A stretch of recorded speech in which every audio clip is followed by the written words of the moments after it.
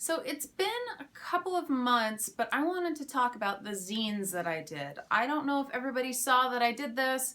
I have been pretty good about updating with my art stuff, especially through Instagram. I stress everybody follow my Instagram if you actually want to know what's going on ever. It's far more interesting than my channel sometimes.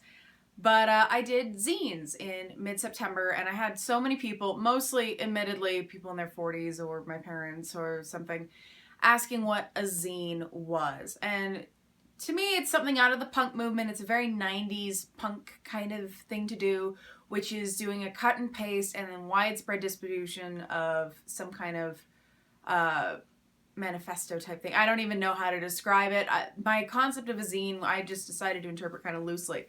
So you can make them however you want, and I know that my friends with Angels, but they do zines. I know that Carl does zines, and the way that he does them is not the way that I chose to do them, and the way I chose to do it was with comics and with a short story and other doodles and just random snippets. So I did it in the cut and paste method because I hate computers and they hate me even more. And so if I tried to do this digitally, everything would have exploded. So I did it on paper because that's the thing to do. So this is the original, this is the master copy. This is the rough copy of the first zine that I did called Little Witchy Things. I still have digital prints of I still have digital copies of both of the zines, and they're $1 each on my Etsy. Please go and buy one, pretty please. It's not that expensive. But this is the master copy. So this is all cut and paste, and I just happen to have this off-white cardstock. I had all kinds of pattern tapes that I got from Michael's. I photocopied drawings out of my sketchbook, and then I ended up doodling all over it. I tried doing a linoleum block print, and I ended up making a little bit of a mess. So this is the rough master copy, and so it does not look quite the same because this is just, I am literally taping everything in here. We don't necessarily have all the same colors for everything. This is a very rough kind of trial and error. And like I said, I have some comics in here. And as someone who normally doesn't do comics and normally does not talk about being pagan, the fact that I did more than one comic about being pagan was very out of character for me.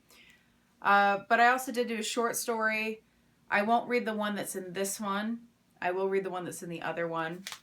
But I did do a short story that just was something I wanted to write. It had no prompting. It's not in the same realm as the rest of my writing. I don't talk about my writing all that much just because it's very personal to me. And I'm not used to writing stuff that's more for public consumption.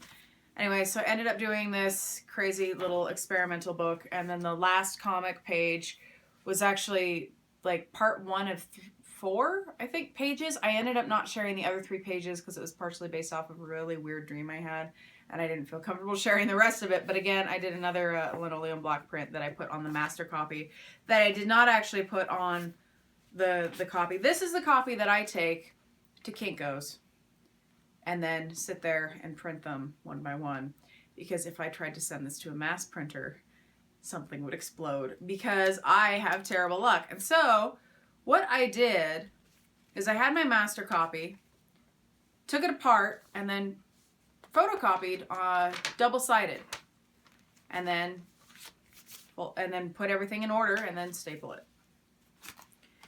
Then I have the other one, which was called Monstrous, and I wanted to try and make a zine in color, which is why I only printed like 10 of them, because it costs like 4 or 5 times as much.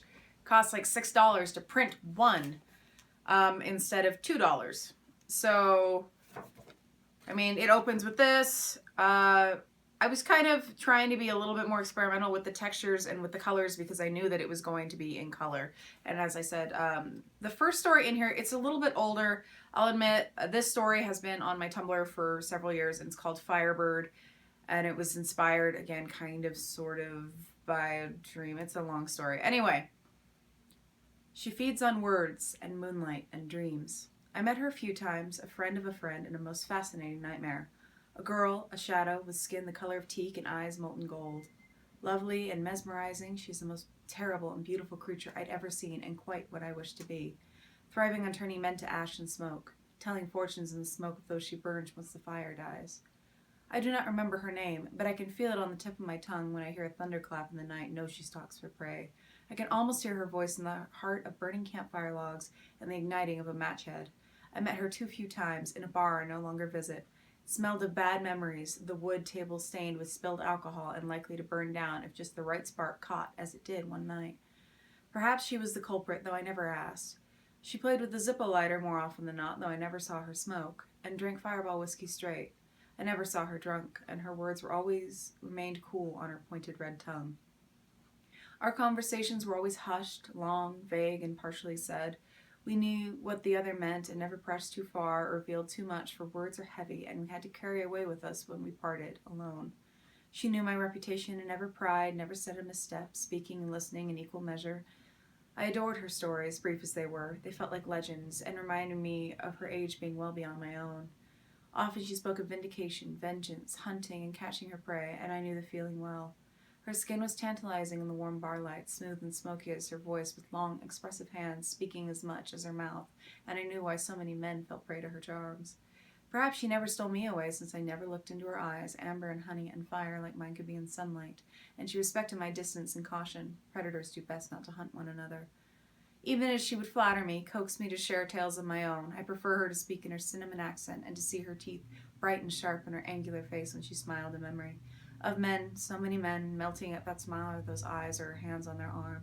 By dawn, they were blackened bones and tarred flesh, burning away in the beginning of the day.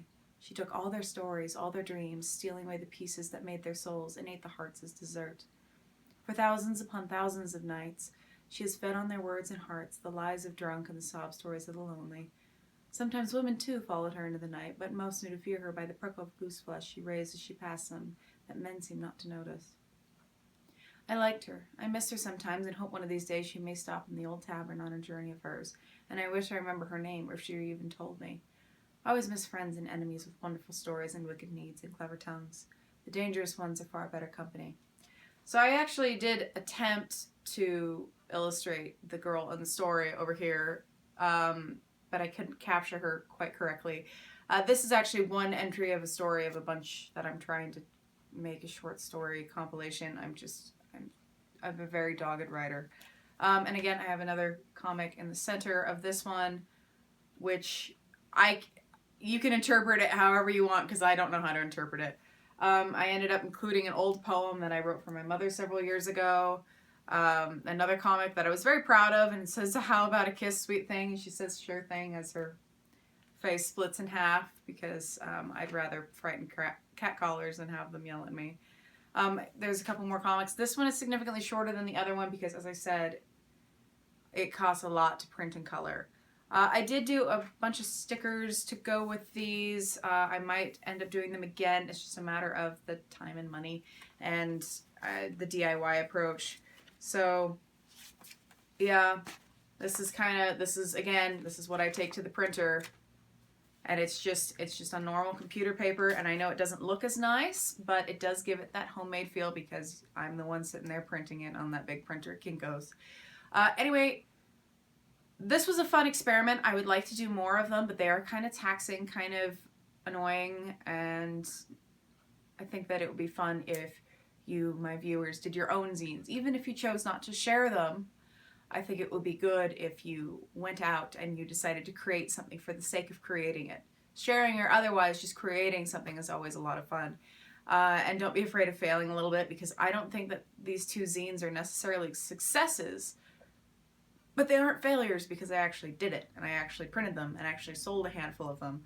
And I want to make sure that people read them if they want to support my work. Giving me small amounts of money always encourages me to do it again. So I would like to print more of these. They're kind of hard. I've been writing a lot lately, and it sucks my soul out, and it doesn't leave a lot of room for drawing. So maybe some other time I can talk about my writer's block problems, but as someone who is not published, I can't guarantee that I'm actually the best person to give writing advice. Till next time, Darklings.